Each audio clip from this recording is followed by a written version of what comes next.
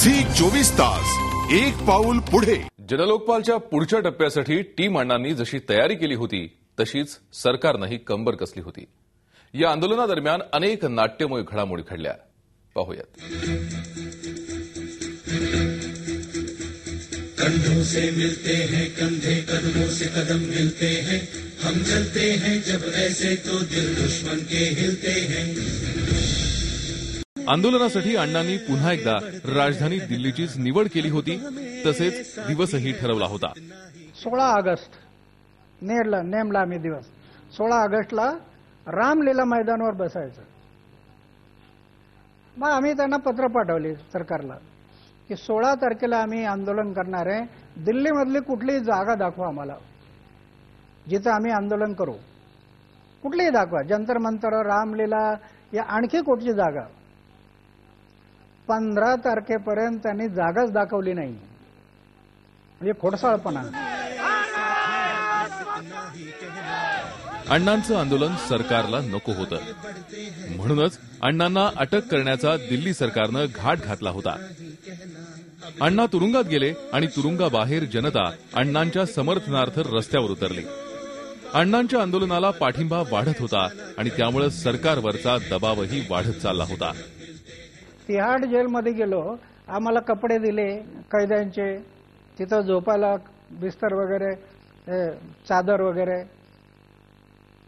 आणि आम्ही सगळं ते पुरं करून आता संध्याकाळी 6 वाजले म्हणून सतरंजी आथरली आणि थोडा आराम करावा म्हणून पडलो। तेवढ्यात एक ऑफिसर आला, सोने तुमची सजा माफ झाली। अरे एवढी सरकार आहे काय, मनाला येईल तेवढा अटक करायची, मनाला येईल तेवढा सोडायचा। अण्णांचं आंदोलन दडपण्याचा पुरेपूर प्रयत्न सरकारनं केला, पण तोपर्यंत अण्णांचं आंदोलन घराघरापर्यंत पोहोचलं होतं। अण्णांच्या आंदोलनाला पाठिंबा वाढतच चालला होता। गावातल्या पोरापासून ते कॉर्पोरेट ऑफिसपर्यंत अण्णांचीच चर्चा होती। दिल्लीतल्या रामलीला मैदानावर हजारो लोक अण्णांच्या आंदोलनाला पाठिंबा देण्यासाठी जमा झाले होते। देशातील जनता मोठ्या आशेनं या आंदोलनाकडे डोळे लावून बसली होती, त्यामुळे संसदेलाही अण्णांच्या आंदोलनाची दखल घ्यावी लागली। लोकसभेत लोकपालच्या मुद्द्यावरून सत्ताधारी आणि विरोधक यांच्यात चांगलीच खडाजंगी झाली। सत्ताधाऱ्यांना कोंडीत पकडण्यासाठी विरोधकांच्या हाती आयताच मुद्दा लागला होता। संसदेतील दोन्ही सभागृहाची कारवाई याच मुद्द्यावरून स्थगित करण्यात आली होती। संसदेत आणि रस्त्यावर अशा दोन्ही बाजूंनी सत्ताधाऱ्यांची कोंडी झाली होती। त्यातून मार्ग काढण्यासाठी शेवटी संसदेच्या सदस्यांनी अण्णांना उपोषण सोडण्याची विनंती केली। I would urge Shri Anna Hazare to end this farce. ये सदन उनसे अपील करता है कि आपका जीवन अमूल्य है, आप अपना अनशन त्याग दें, और ये पूरे सदन की तरफ से एक अपील अन्ना हजारे जी को चली जाए। अण्णा आपल्या मागणीवर ठाम होते, सरकारही कोंडीत सापडलं होतं। उपोषणामुळे अण्णांचं वजन कमी झालं होतं, पण तोडगा काही निघत नव्हता। सरकार काय करतंय याकडे सर्वांचंच लक्ष लागून राहिलं होतं। प्रकृती खालावत असतानाही उपोषण सोडण्यास अण्णांनी नकार दिला। जनलोकपाल बिल पास होईपर्यंत उपोषण सुरूच ठेवण्याचा निर्णय अण्णांनी घेतला होता। 28 ऑगस्टला लोकसभेत लोकपाल बिल पास झालं आणि अण्णांनी उपोषण सोडलं। राज्यसभेत मात्र लोकपाल बिल अडकलं।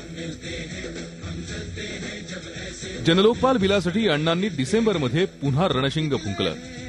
हे उपोषण 3 दिवसांचं होतं। मुंबईतल्या MMRDA ग्राउंडवर आंदोलनाची तयारी करण्यात आली होती, पण दुसऱ्याच दिवशी अण्णांनी उपोषण सोडलं।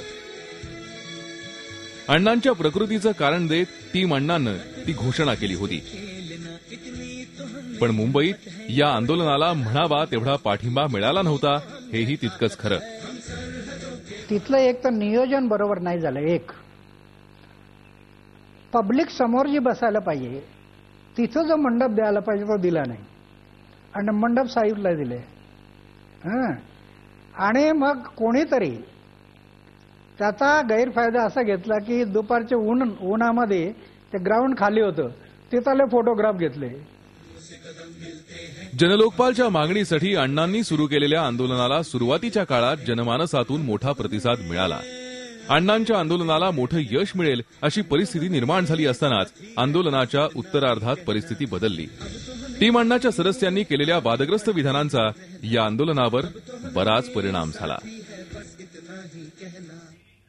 झी 24 तास एक पाऊल पुढे.